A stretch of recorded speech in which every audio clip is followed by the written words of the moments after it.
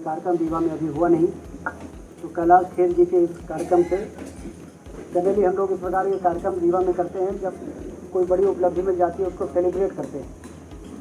आपको ध्यान होगा जब रीवा का बाईपास बना था तो राजू श्रीवास्तव जी को बुलाया था कि बहुत दिनों तक रीवा के लोग दुखी रहे तो दिल खोल के हंस सकें, इसलिए राजू श्रीवास्तव को बुलाया था।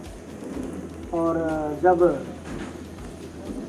मुकुंदपुर में टाइगर सफारी का उद्घाटन किया था तो सवेरे मुख्यमंत्री ने टाइगर सफारी का उद्घाटन किया।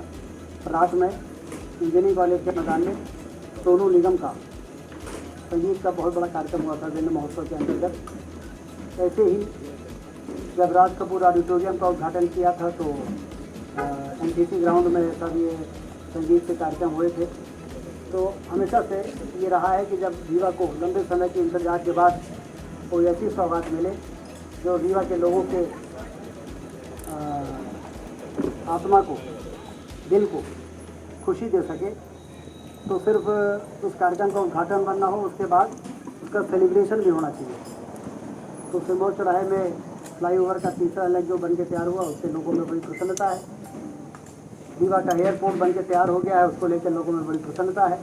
तो इसका सेलिब्रेशन होना चाहिए और इसलिए कैलाश खेर जी को बुलाकर 2 घंटे का 3 घंटे का जो भी उनका कार्यक्रम होगा उसमें रीवा के लोग उनके संगीत से आनंद उठाएंगे, क्योंकि कैलाश खेर इतने बड़े कलाकार हैं कि जब राष्ट्रीय स्तर का कोई कार्यक्रम होता है, हम लोगों ने देखा है, तो फिर राष्ट्रीय स्तर के कार्यक्रम में जब महाकाल लोक का उद्घाटन हुआ था, आपको ध्यान होगा जब प्रधानमंत्री जी उज्जैन आए थे तो उसमें संगीत का कार्यक्रम जो प्रस्तुतिकरण था वो कैलाश खेर जी का ही था। तो ऐसे ही हर जगह जहाँ पर प्रधानमंत्री जी जाते हैं किसी विशेष आयोजन में तो संगीत का कार्यक्रम उससे जो जुड़ा रहता है उसमें कैलाश खेर जी रहते हैं।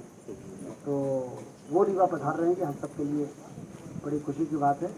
तो आप सबके माध्यम से मैं चाहता हूँ कि ये कार्यक्रम ऐतिहासिक रूप से सफल हो, उसके लिए आप सबके माध्यम से लोगों के बात, जन जन तक ये बात पहुँचे और आने वाला समय रीवा का बहुत ही स्वर्णिम समय है, क्योंकि कई ऐसे काम रीवा में हो रहे हैं जिसका लंबे समय से इंतजार था और वो काम न होने से हमारा रीवा पिछड़ रहा था। ये बाणसागर का बांध की सिंचाई के नहरों का जाल बिछाने के बाद रीवा की तस्वीर बदली है। ये हम नहीं कहते हैं, पूरा प्रदेश कहता है कि रीवा बदला है। रीवा के विकास के मॉडल को का उदाहरण दिया जा रहा है।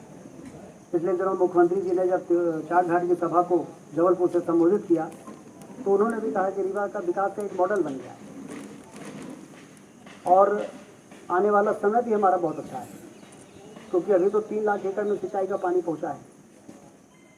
ये 3 लाख एकड़ से 9 लाख एकड़ हो जाए, इसके लिए लगभग 4,000 करोड़ रुपए के टेंडर हो गए हैं, जो Sitapur micro, Hanumana micro, Bahuti canal में 1400 करोड़ रुपए का स्वीकृति की योजना भारत सरकार गई है। आज मैं दिल्ली जा रहा हूँ, कल वहाँ के जल संसाधन मंत्री से मिलके और उसकी और 100 करोड़ का टेंडर और हो जाएगा, तो रीवा जिले और मऊगंज जिले की 9 लाख एकड़ में सिंचाई का पानी पहुँचेगा।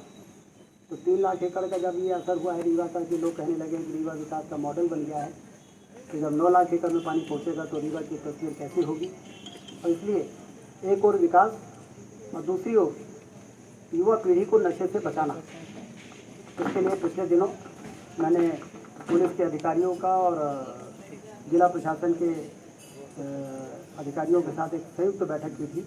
कुछ दिन पहले पुलिस वालों के साथ किया था, इस बार संयुक्त बैठक की है और उसमें हमने कहा है कि नशा का अवैध धंधा करने वाले कोरेक्स और इन तमाम तरह की चीज़ों का धंधा करने वालों के जकीरों को पकड़ना, अपराधियों को जेल भेजने का काम पुलिस करे और जो नशे के आगोश में आ गए हैं युवा पीढ़ी के लोग, उनको सुधारने का काम जिला प्रशासन करे। उसके लिए सुधार केंद्र खोले जाएं और वहाँ पर उनको पहुँचाया जाए, उनका आइडेंटिफिकेशन हो, उनको सुधारा जाए। और हमारे पास ऐसे उदाहरण हैं कि 3-4 महीने ये जो सुधार केंद्रों में ईमानदारी के साथ उनको सुधारने का काम किया जाए तो वो बच्चों का नशा छूट जाता है और फिर वो बहुत अच्छा जीवन जीने के लिए तैयार हो जाते हैं। तो इसलिए एक और विकास और दूसरी ओर इस विकास का फल, स्वर्णिम भविष्य का जो फल है वो आने वाली पीढ़ी को ही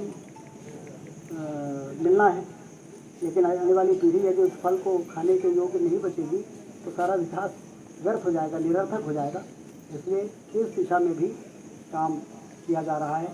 इन सब में आप सबकी भूमिका भी बड़ी महत्वपूर्ण है, क्योंकि आपके द्वारा इलेक्ट्रॉनिक और प्रिंट मीडिया में इस तरह के मुद्दे जो लगातार उठाए जाते रहे हैं, उसी ने मुझे भी इस दिशा में काम करने के लिए प्रेरित किया है।